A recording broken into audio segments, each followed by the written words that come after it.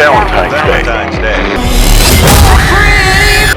আপনারা অনেক serial কিলারের history শুনেছেন, কিন্তু আপনারা কি কখনো শুনেছেন এমন এক সিরিয়াল কিলারের কথা যে সিরিয়াল কিলার খুন করে গিনেস বুকে নাম উঠাতে চায়?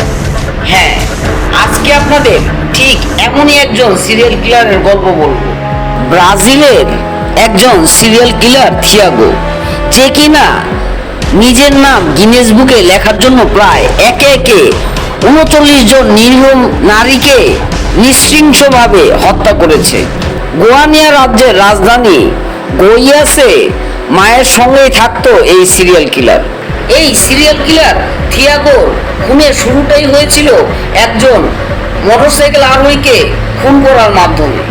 সে পিস্তলের ট্রিগারে টান দেওয়ার আগে চেঁচিয়ে বলতো, ডাকাত ডাকাত। চিৎকার শুনে লোকজন জমায়েত হয়ে যেত, আর এর মধ্যেই সে ফাঁক বুঝে হাওয়া হয়ে যেত।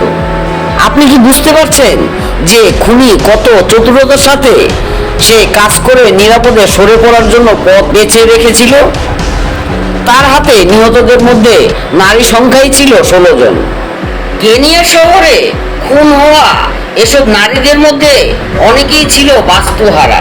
থিয়াগোর খুন করা নারীদের মধ্যে সবচেয়ে অল্প বয়সের একটি মেয়ে ছিল ১৪ বছরের। একটি পার্কে ওই ১৪ বছরের মেয়েটিকে গুলি করে হত্যা করা হয়। একের পর এক হত্যার ঘটনায় থিয়াগোকে ধরতে গিয়ে গঠন করা হয় পুলিশের স্পেশাল টাস্ক ফোর্স। অনেক প্রচেষ্টার পর তাদের হাতে আটক হয় এই দুর্ধর্ষ কিলার। অবশ্য পুলিশ যখন তাকে আটক করে তখন তার বিচার চলছিল থালা চুরির অপরাধে। কিন্তু প্রবাদে আছে, কেঁচো খুঁড়তে সাপ বের হয়। ঠিক তাই হলো। থালা চুরির অপরাধ বের করতে গিয়ে তদন্ত করার সময় একে একে বেরিয়ে এলো তার খুনের সব রহস্য। আর এভাবেই থিয়াগো গিনেস বুকে নাম উঠাতে গিয়ে হয়ে গেল সে দুনিয়ার সবচেয়ে ভয়ঙ্কর সিরিয়াল কিলার।